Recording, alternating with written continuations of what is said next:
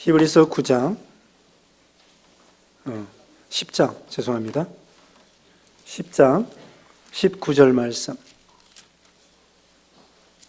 363쪽 히브리서 10장 19절로 39절 말씀. 363쪽입니다. 제가 한 절 읽고 여러분이 한 절 읽고 교도하겠습니다. 히브리서 10장 19절. 그러므로 형제들아, 우리가 예수의 피를 힘입어 성소에 들어갈 담력을 얻었나니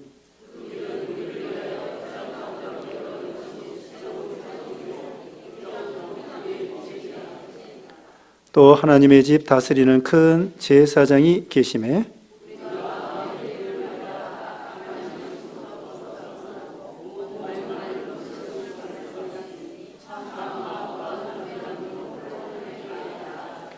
또 약속하신 이는 미쁘시니 우리가 믿는 도리의 소망을 움직이지 말며 굳게 잡고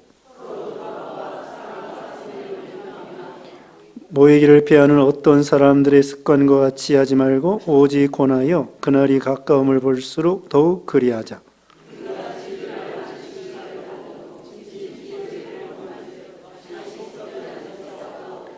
오직 무서운 마음으로 심판을 기다리는 것과 대적하는 자를 태울 맹렬한 불만이 있으리라.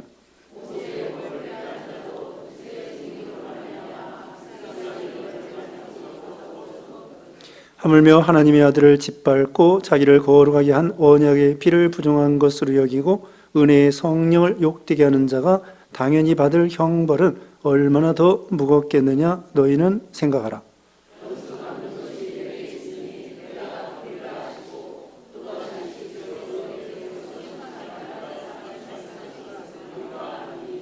살아계신 하나님의 손에 빠져 들어가는 것이 무서울진저.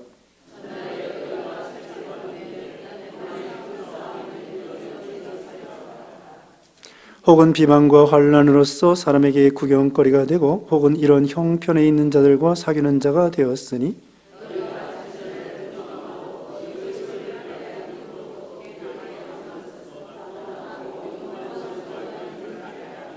그러므로 너희 담대함을 버리지 말라. 이것이 큰 상을 얻게 하느니라.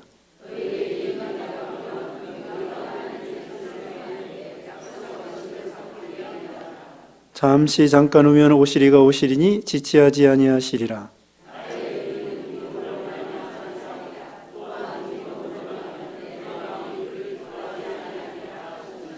다 같이요. 우리는 뒤로 물러가 멸망할 자가 아니요 오직 영혼을 구원함에 이르는 믿음을 가진 자니라.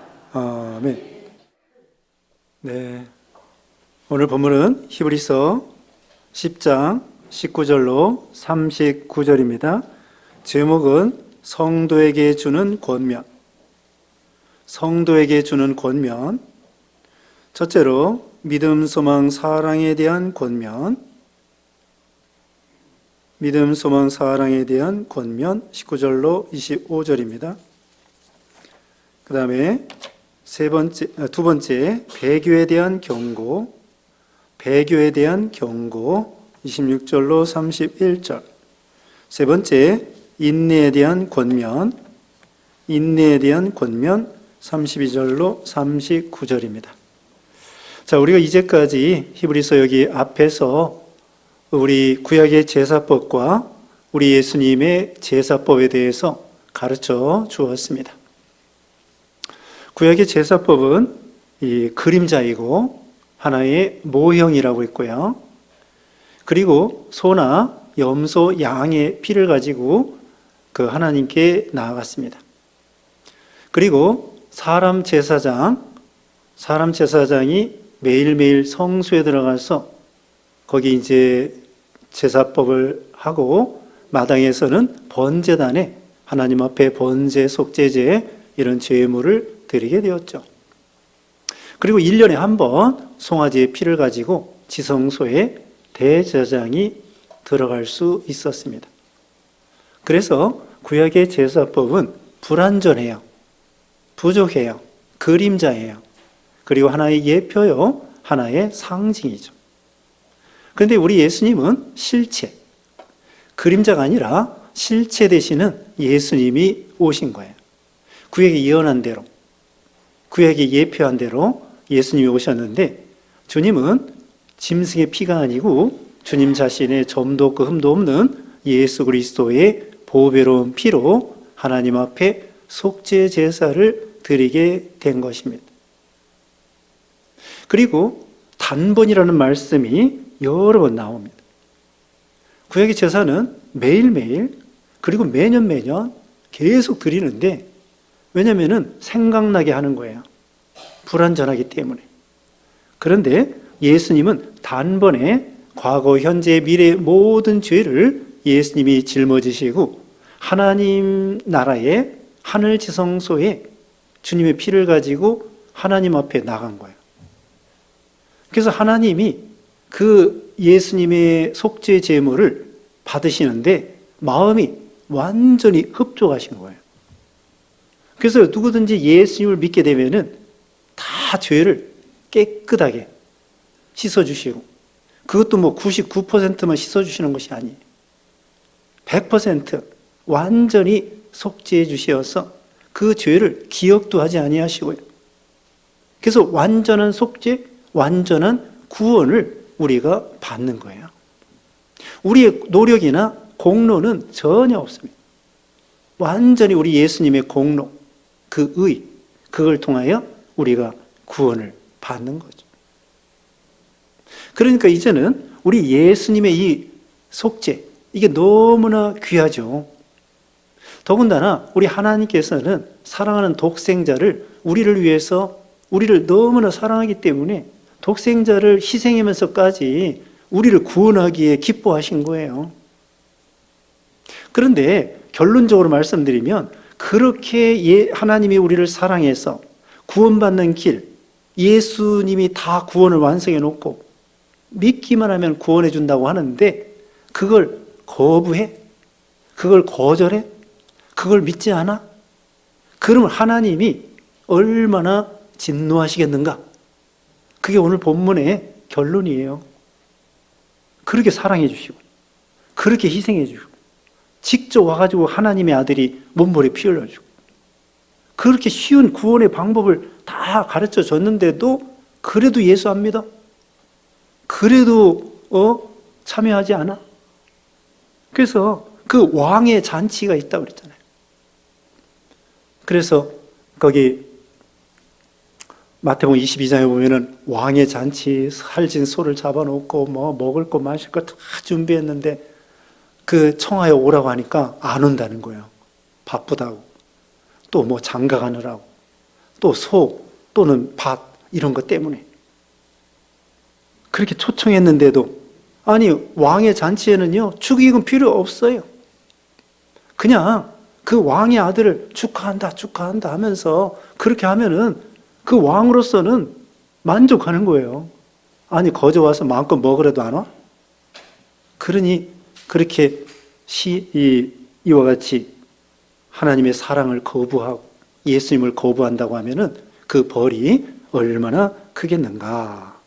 그것을 오늘 본문에 가르쳐 주고 있습니다.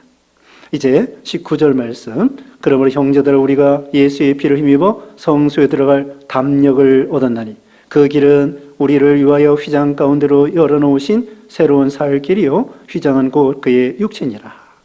이제는 예수님의 피를 힘입어 성소 하나님 앞에 나아갈 수 있게 된 거예요. 담력을 가지고 담대하게. 하나님 아버지께 갈 때 쭈뼛쭈뼛하고 망설이고 그게 아니에요. 예수님 믿음으로 하나님 앞에 당당히 나아가서 하나님을 향하여 아버지, 그런 권리가 있어요. 우리가 양자로서. 예수님은 친아들 맏아들이고 우리는 양자로서 그런 권리가 있고 하나님께서도 오냐 하고 응답해 주시는 거예요. 휘장 가운데 길이 열리게 되었습니다. 예수님 십자가 죽으실 때 그 성소와 지성소에 휘장이 있었는데 그게 찢어진 거예요.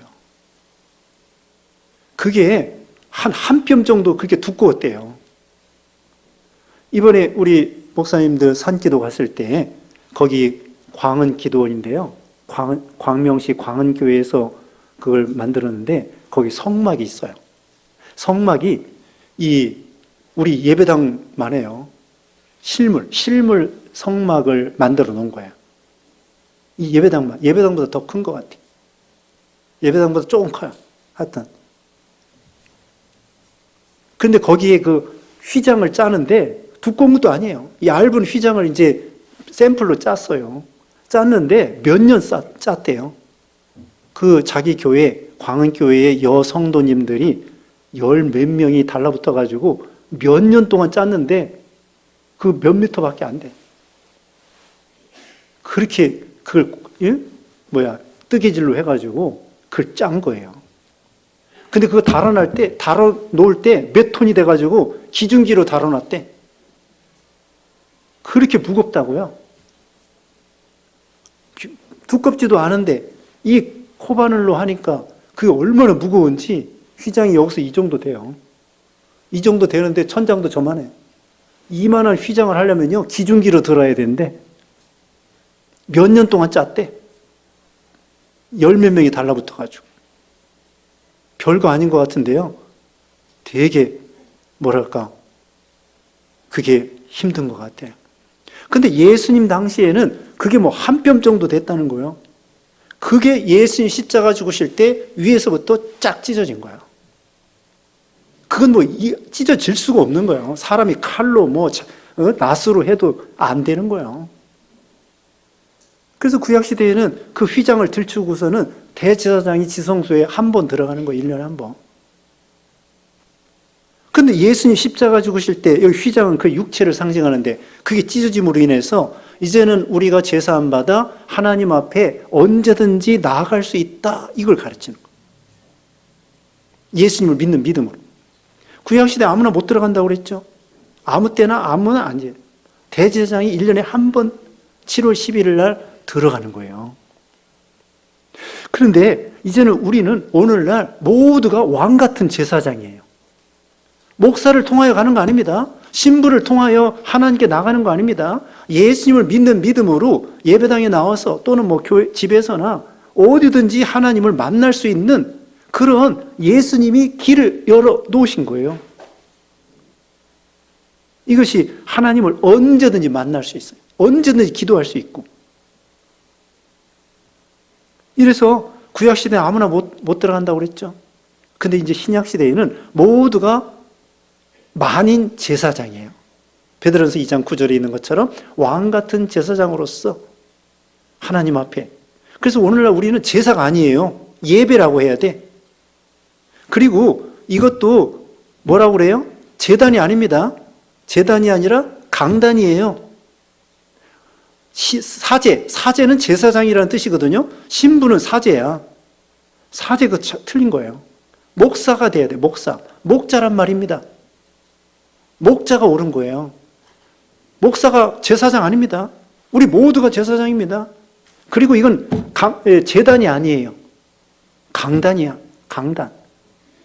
그래서 신약시대에는 예배예요. 제사라고 하면 안 돼. 예배예요.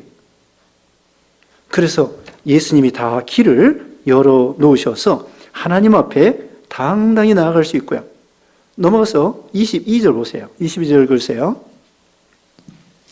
22절 우리가 마음의 뿌림을 받아 악한 양심으로부터 벗어나고 몸은 맑은 물로 씻음을 받았으니 참 마음과 온전한 믿음으로 하나님께 나아가자.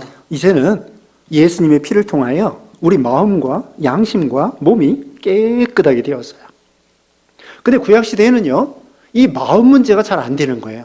의식주의에 가려져 있어가지고 그림자로 이게 가려져 있기 때문에 이 마음 깊이, 양심 깊이 하나님의 은혜에 감사, 감격하고 이것이 좀 희미해요. 그래서 지난 시간에 거기에 말씀했는데요. 거기 10장 16절에 보면은 마음으로 이제 하나님을 섬기는 시대가 됐다는 거예요. 거기 10장 16절 읽어보세요. 10장 16절 주께서 이르시되 그날후로는 그들과 맺은 언약이 이것이라 하시고 내 법을 그들의 마음에 두고 그들의 생각에 기록하리라 하신 후에 네, 이제 예수님이 오신 다음부터는 육신의 껍데기보다도 이 마음속 깊이 심령, 우리 영혼, 마음 이걸 통하여 하나님을 진심으로 섬기게 된다는. 그래서 예수님은 그걸 신령과 영과 진리로 하나님을 섬긴다고 했어요. 이제는 우리가 의식주의가 아니라 구약시대에는 의식의 그 진리가 가려져 있었어요. 희미해. 근데 이제 실체 되신 예수님 오셔서 확실하게 되고 마음 문제까지 해결해 주시게 된 것이죠. 그래서 이제는 어떻게 하느냐? 믿음을 지켜야 된다는 거죠. 25절.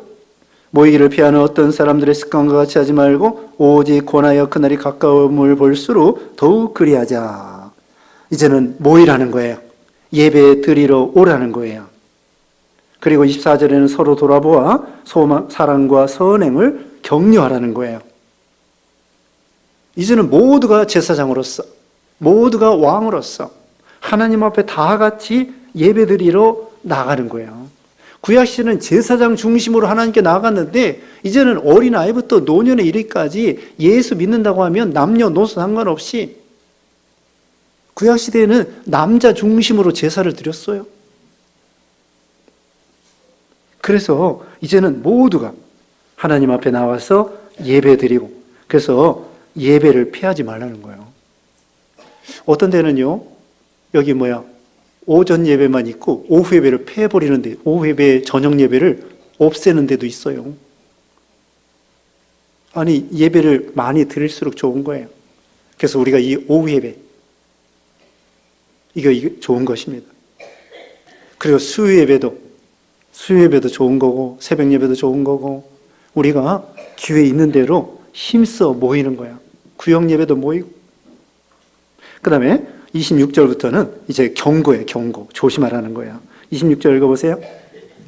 26절. 우리가 진리를 아는 지식을 받은 후 짐짓죄를 범한 즉 다시 속죄하는 제사가 없고. 네, 진리를 아는 다음에 짐짓죄를 범하지 말라는 거예요. 짐짓죄라는 것은 억지로, 고의적으로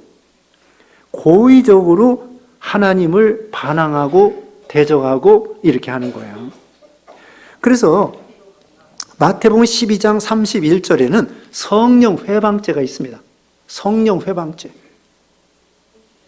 그것은 고의적으로 하나님을 거역하는 거예요. 예수님을 거부하는 거예요.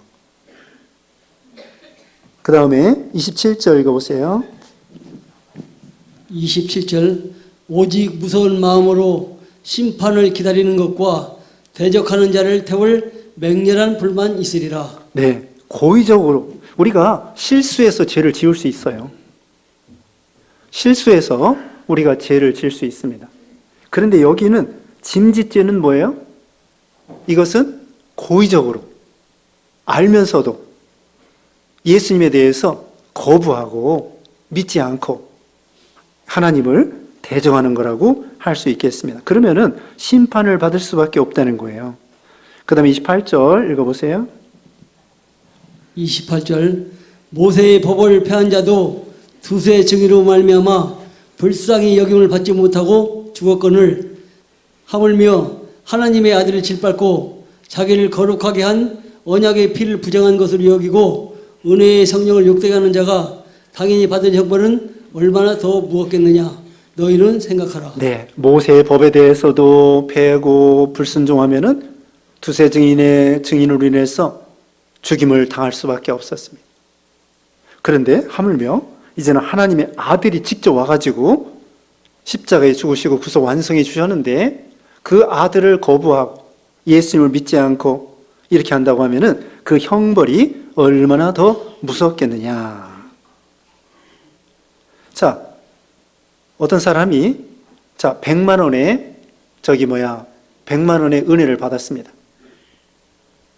근데 그걸 잘라먹고 배은망덕했습니다. 근데 어떤 사람은 100억을 줬어요. 100억의 은혜를 받았는데 그 100억을 잘라먹고 배은망덕했습니다. 어떤 것이 더 벌이 크겠어요?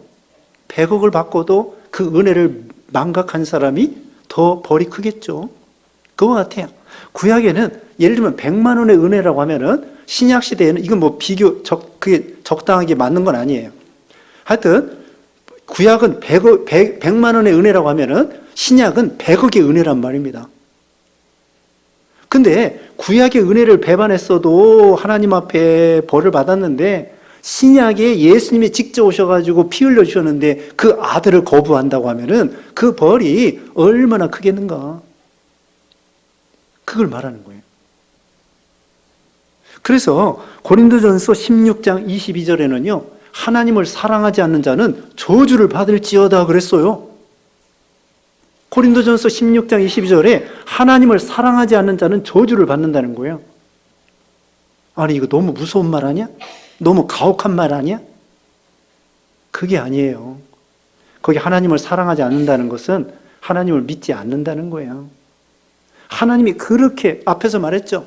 예수님이 직접 오셔가지고 그렇게 사랑하시고 그렇게 희생하시고 그렇게 고난당하시고 그런 은혜를 베풀어 주셨는데 그걸 거부하고 믿지 아니하고 하나님을 대적하고 그런다면 그 벌이 얼마나 크겠는가.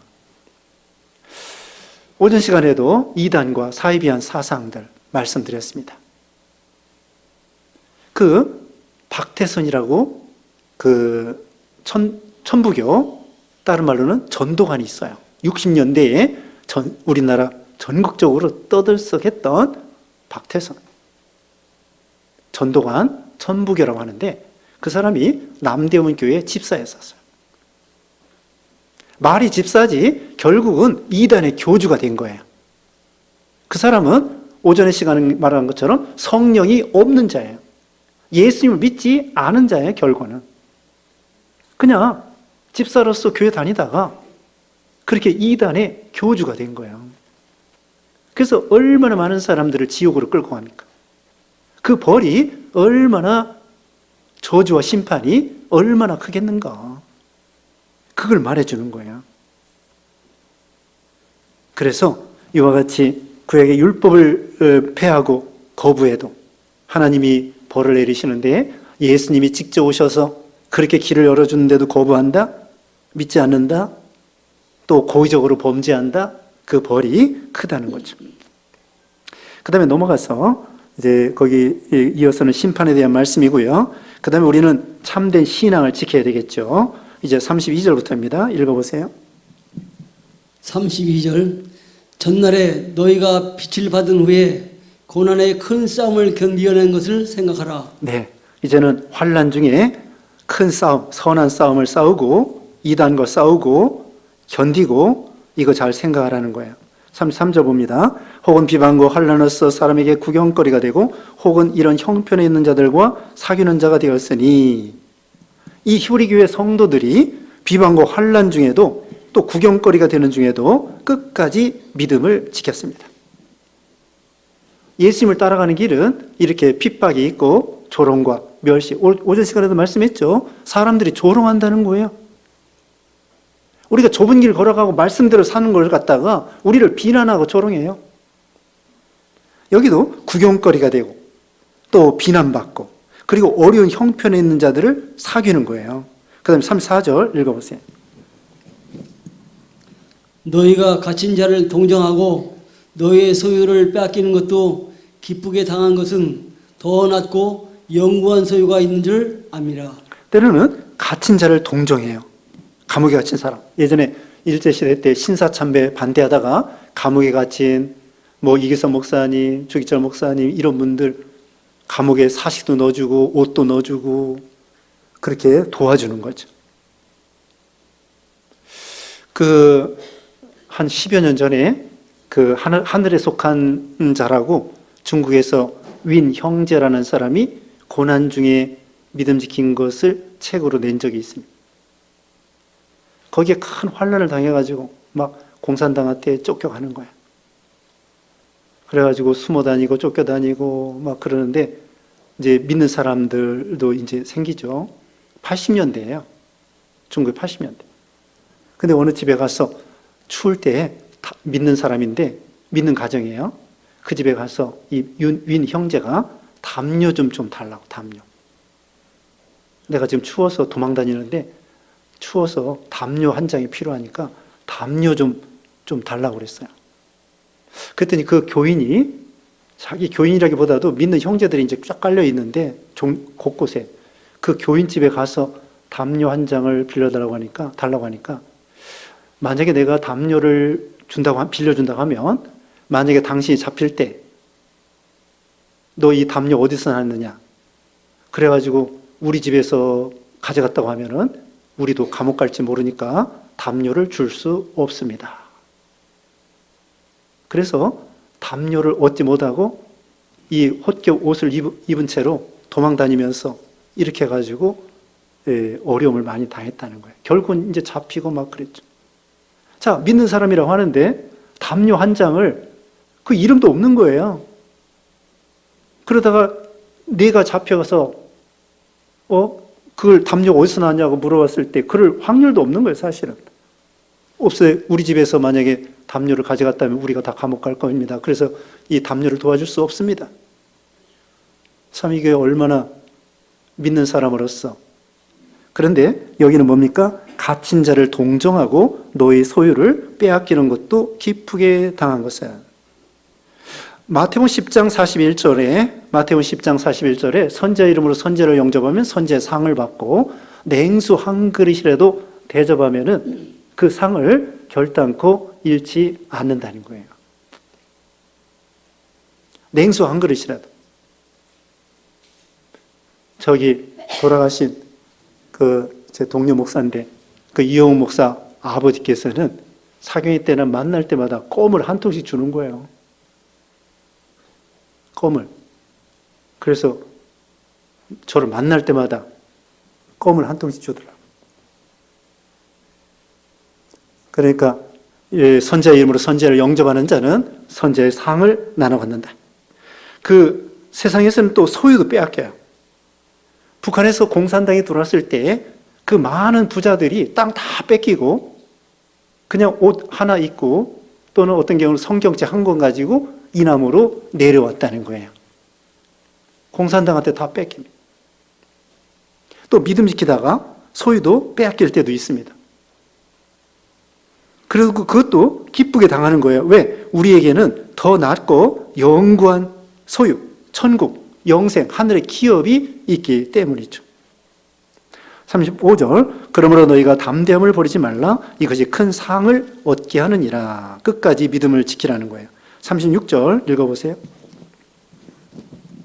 36절, 너희에게 인내가 필요함은 너희가 하나님의 뜻을 행한 후에 약속하신 것을 받기 위함이라. 네, 인내하라는 것입니다. 여기 6장 15절에도 거기서 우리 신자들이 인내하는 것이 나옵니다. 6장 15절. 네, 거기 보면은 그가 이같이 오래 참아 약속을 받았느니라. 아브라함이 그랬습니다. 오래 참아 약속을 받은 것처럼 인내. 예수님이 인내하셨다고 그랬죠.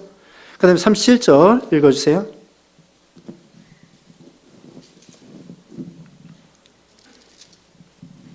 본문 37절. 네. 잠시 잠깐 후면 오시리니 지체하지 아니하시리라. 네, 이것은 하박국 2장 3절에 있는 말씀인데요. 잠시 잠깐 오면 오시리가 오신다. 예수님이 지체하지 않는다. 예수님이 곧 오신다는 거예요. 계시록 마지막에 보면은 사도 요한이 그랬습니다. 주 예수의 오시옵소서. 내가 속히 오리라. 그랬더니 사도 요한이 주 예수여 오시옵소서. 근데 2000년 됐는데 1900년 됐는데 아직도 예수님이 안 오시는 거예요. 그것은 우리 인간적인 그런 세상의 시간으로 맞춰서 오시는 것이 아니고요.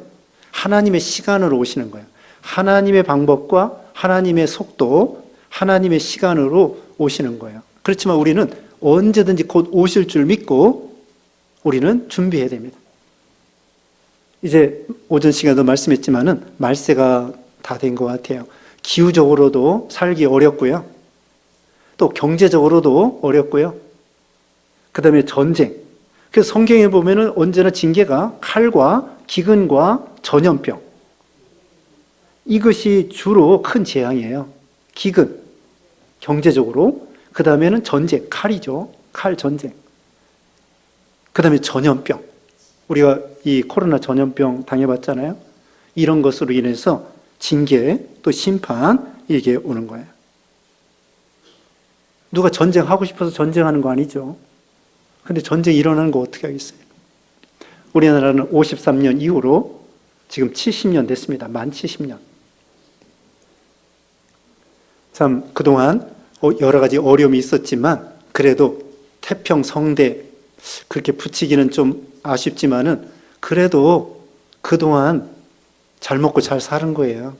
전쟁 이후에 다 폐허가 돼서 우리나라 도대체 소망이 없었는데 하나님의 은혜로 또 미국 사람들이 많이 원조해주고, 얼마 전에 어떤 사람이 카톡을 보내왔는데요.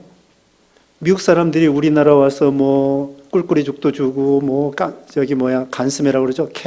깡통 이런 거 주고 또 먹을 거 옷도 주고 고아원이나 이런 데 뭐 해주고 그러는데 또 뭐가 있느냐 하면요. 벌 있죠, 벌. 6.25 이후에 벌들이 다 망했는데 벌통을 갖다가 미국에서 우리나라 날라다 줬다네. 그거 몰랐죠? 벌을 우리나라에 입양해 줬대요. 그래서 우리나라 이 벌들이 농사 짓도록, 꿀 먹도록 우리가. 그리고 또요, 소도, 젖소나 소도 또 보내줬대요. 그래가지고 그 소 보내주는데 그 텍사스에 무슨 그런 뭐 있잖아요. 뭐 카우보이들. 이런 사람들이 배 타고 오면서 글쎄 카우보이 그 사람들이 똥도 치워주고요. 소나 이런 것들. 그래서 소도 많이 보내줬다네. 그래서 어떤 사람이 카톡을 보내줬는데 두 가지. 벌을 보내주고 미국 사람들이 소도 보내주고 젖소도 보내주고 그래가지고 우리나라 6.25 후에 완전히 망했더랬는데. 자, 오늘이 며칠이에요? 10월 29일이죠. 10월 24일이 무슨 날인지 아세요? 유엔데이예요. 유엔데이. 옛날에는 놀았었는데 요새는 안 노는데 10월 24일이 유엔데이, 유엔 16개국 또 다 합해가지고 뭐 20 몇 개국이 우리나라에 참전하고 도와주고 그래가지고 6.25 때에 우리나라가 살은 거예요.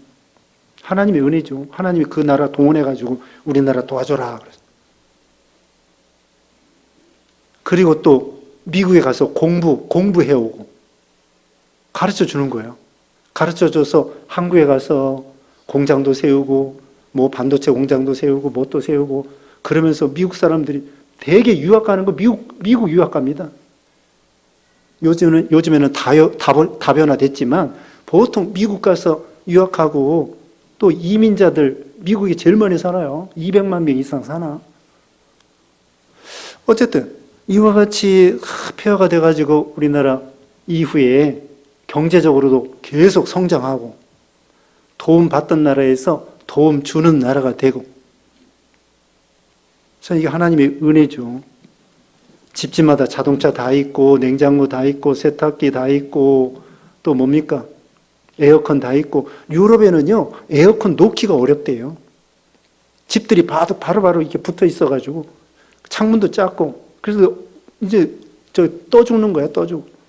에어컨 돌려면은 뭐 허가 맡아야 되고 그 다음에는 또 그 기사들이 뭐 6개월 걸려서 설치해 준대나? 그 정도로 하여튼 유럽에서는 에어컨 놓기도 어렵고. 근데 우리나라의 사람들 에어컨도 있고.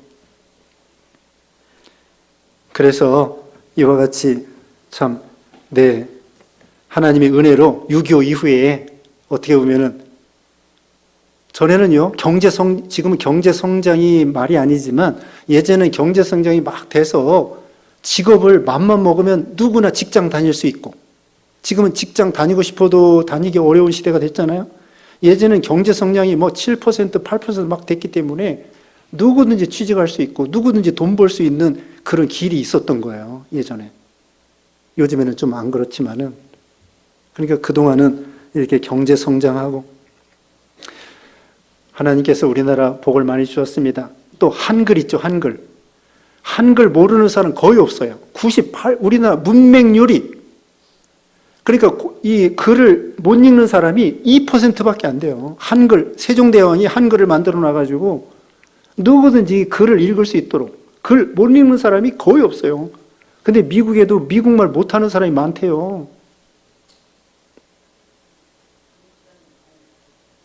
네? 네, 한국 사람들이 미국 많이 가서 살아요.